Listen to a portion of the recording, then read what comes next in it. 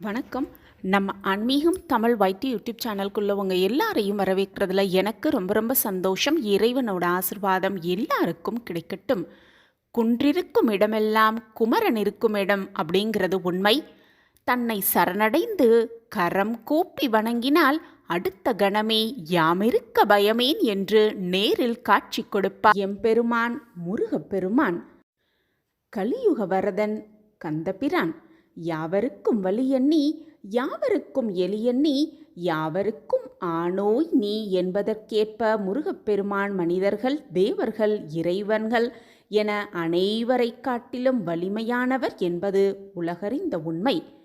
அந்த முருகப்பெருமானுக்கு ரொம்பவே உகந்ததான தை பூச நன்னாள் வரும் ஜனவரி 25 ரொம்பவே கோலாகலமாக நம்ம கொண்டாடவிருக்கிறோம். தை பூசம் முருகனுக்கே ரொம்ப உகந்ததான இந்த தை பூச திருநாளில் எந்த நிறத்தில் அன்றைய தினம் ஆடை அணிந்தால் நல்லது அப்படிங்கிறத தெரிஞ்சுக்கலாம். அது மட்டுமல்ல, எந்த நெய்வேத்தியத்தை வைத்து முருகனுக்கு படைத்தால் நம் வேண்டுதல்கள் எல்லாம் உடனுக்குடன் நிறைவேறும் அப்படிங்கிறத தெரிஞ்சுக்கலாம்.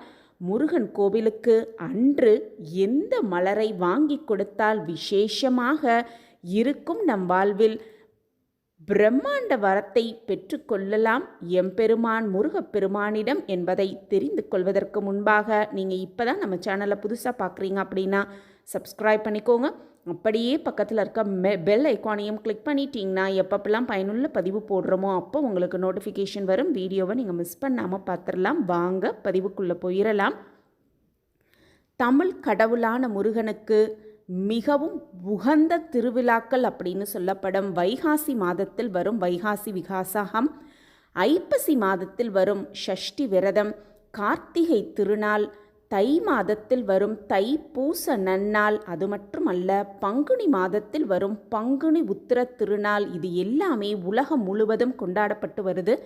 அதிலும் குறிப்பாக இந்த தை பூச திருநாள் உலகம் முழுவதுமே வெகு சிறப்பாக கொண்டாடப்பட்டு வருகிறது. ஒவ்வொரு மாதமுமே பௌர்ணமி அமாவாசை ரொம்பவே சிறப்பான பல சிறப்பு அம்சங்கள் நிறைந்ததாக தான் பார்க்கப்படுது. அதிலும் குறிப்பாக தை மாதத்தில் வரக்கூடிய பௌர்ணமி அமாவாசை அப்படிங்கிற 2 திதிகளுமே ரொம்பவே முக்கியமானது.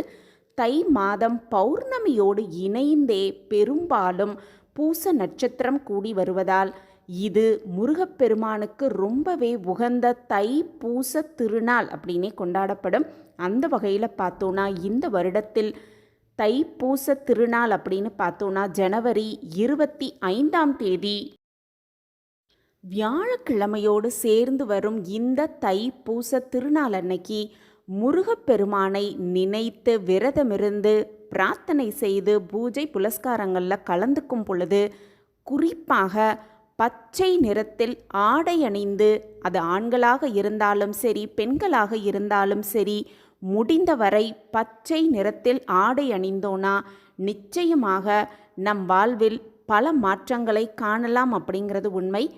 இந்த பச்சை நிறத்தில் அன்றைய தினம் முழுவதுமே ஆடை அணிந்து முருகப்பெருமானை வழிபடுவது, முருகப்பெருமானுக்கு விரதம் இருப்பது, முருகப்பெருமான் கோவிலுக்கு போய் முருகப்பெருமானை தரிசனம் செய்வது, இந்த மாதிரி விஷயங்களை செய்வதால் முருகப்பெருமானின் பரிபூர்ண ஆசிர்வாதத்தை முழுமையாக பெற்றுக்கொள்ளலாம். அது மட்டுமல்ல, தைப்பூச நாளுக்கு முதல் நாளே வீட்டை சுத்தம் செய்து தைப்பூச நாளில் அதிகாலை எழுந்து நீராடி நெற்றி நிறைய திருநீர் அணிந்து வீட்டில் விளக்கேற்றி வழிபட்டும், அது மட்டுமல்ல முருகப்பெருமானின் படத்திற்கு மலர்கள் சூடி வழிபட வேண்டும் அப்படிங்கிற ஒரு முறையும் இருக்குது. அப்படி முருகப்பெருமானுக்கு ரொம்பவே உகந்ததான செவ்வரளி பூவால் மாலை கட்டி மாலைகளாக தொடுத்து அந்த மாலையை நம் வீட்டில் இருக்கும் முருகப்பெருமானுக்கு சாற்றலாம். கோயிலுக்கு போகிறவங்க, நேரம் இருக்குது கோயிலுக்கு போக முடிகிறவங்க கண்டிப்பாக செவ்வரளி மாலையை வாங்கி முருகப்பெருமானுக்கு சமர்ப்பிப்பதன் மூலம் நம் வாழ்வில் பல விசேஷ தருணங்களை கண்கூடாக காணலாம். முருகன் கோவிலுக்கு மறக்காமல் அன்று செவ்வளரி மாலையை வாங்கி முருகப்பெருமானுக்கு சமர்ப்பித்து நம் வாழ்வில் சகல சௌபாக்கியத்தையும் பெற்றுக்கொண்டு வாழ்வில் வளமாக வாழலாம். அது மட்டுமல்ல, அன்றைய தினம் நம் வீட்டில் இருக்கும் முருகப்பெருமான் அல்லது கோவிலுக்கு போனோன்னா கோவிலில் இருக்க முருகப்பெருமானுக்கு முடிந்தவரை நம்மால் கைகளால் செய்த நெய்வேத்தியத்தை வைத்து வணங்குவது அப்படிங்கிறது மிகப்பெரிய ஒரு அற்புதத்தை நம் வாழ்வில் நிகழ்த்தி கொடுக்கும். அந்த வகையில் பார்த்தோன்னா எந்த ஒரு நெய்வேத்தியத்தை வைத்து முருகப்பெருமானுக்கு படைத்தோனா நம் வேண்டுதல்கள் உடனே நடக்கும் அப்படிங்கிறது உண்மை. அந்த நெய்வேத்தியம் என்ன அப்படின்னு பார்த்தோன்னா சிவபெருமான் மற்றும் பார்வதி தேவியின் மகனான முருகன் தென்னிந்தியாவில் பார்த்தோன்னா அதிகமாக போற்றப்படும் கடவுள்களில் ஒருவர் அப்படின்னு சொல்லுவாங்க. பொதுவாகவே பார்த்தோன்னா தமிழ் கடவுள் முருகன் அப்படின்னு சொல்லுவாங்க. அந்த வகையில் பார்த்தோன்னா முருகப்பெருமானுக்கு ரொம்பவே உகந்ததான தைப்பூச நாளன்றைக்கு திணையை கொண்டு ஏதாவது இனிப்பு வகைகள் செய்வது வழக்கமாகவே ஒரு விஷயமாகவே பார்க்கப்படுது. திணையால் செய்த பாயசம், திணையால் செய்த லட்டு, இது போன்ற இனிப்புகளை செய்து நெய்வேத்தியமாக வைத்து வழிபடலாம். அதிலும் குறிப்பாக திணை மாவும் தேனும் செய்வது கூடுதல் சிறப்பாகவே பார்க்கப்படுது. திணையை ஊற வைத்து பக்குவமாக இதை செய்து மாவாக இடித்து அதனுடன் சேர்ந்து சிறிது தேன் கலந்து இந்த ஒரு திணை மாவும் தேனும் கலந்த அந்த ஒரு நெய்வேத்தியத்தை முருகப்பெருமானுக்கு வைத்து வழிபட்டோனா முருகப்பெருமானின் ஆசிர்வாதம், இது முருகனுக்கு ரொம்பவே பிடித்தமான திணை மாவும் தேனும் கலந்த அந்த நெய்வேத்தியம், ரொம்பவே பிடித்தமான அந்த நெய்வேத்தியத்தை வைத்து வழிபட்டு முருகப்பெருமானின் பரிபூர்ண ஆசிர்வாதத்தை முழுமையாக பெற்றுக்கொண்டு நம் வாழ்வில் வெற்றிகள் மென்மேலும் பெருகி கொண்டே இருப்பதை நம்ம கண்கூடாகவே காணலாம். யாமிருக்க பயமேன் என்று சொல்லும் முருகப்பெருமானின் ஆசிர்வாதத்தை முழுமையாக பெற்றுக்கொள்ளலாம். வாழ்வில் சகல சௌபாக்கியத்தோடு வாழ்வில் வளமாகவும் நலமாகவும் வாழலாம்.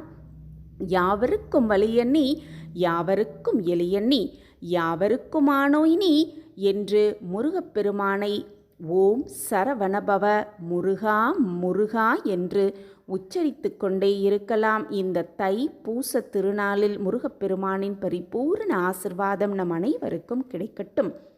இந்த பதிவு உங்களுக்கு பயனுள்ள பதிவாக இருக்கும் அப்படின்னு நான் நம்புகிறேன். நம்ம ஆன்மீகம் தமிழ் YT யூடியூப் சேனலில் நீங்கள் ரொம்ப ஆதரவு கொடுத்துக்கிட்டு வரீங்க. எனக்கு ரொம்ப சந்தோஷம். உங்கள் ஆதரவு மென்மேலும் எங்களுக்கு கிடைச்சிக்கிட்டே இருக்கும் அப்படிங்கிற நம்பிக்கையோட மீண்டும் ஒரு புதிய பதிவில் பார்க்கலாம். இந்த பதிவு உங்களுக்கு பிடிச்சிருந்ததுன்னா லைக் பண்ணுங்கள், ஷேர் பண்ணுங்கள், அப்படியே ஒரு கமெண்ட்டையும் போட்டுருங்க. உங்கள் கமெண்ட் தான் எங்களுக்கு மிகப்பெரிய ஊக்கமாகவே இருக்கும். மீண்டும் ஒரு புதிய பதிவில் பார்க்கலாம். அதுவரை நன்றி, வணக்கம்.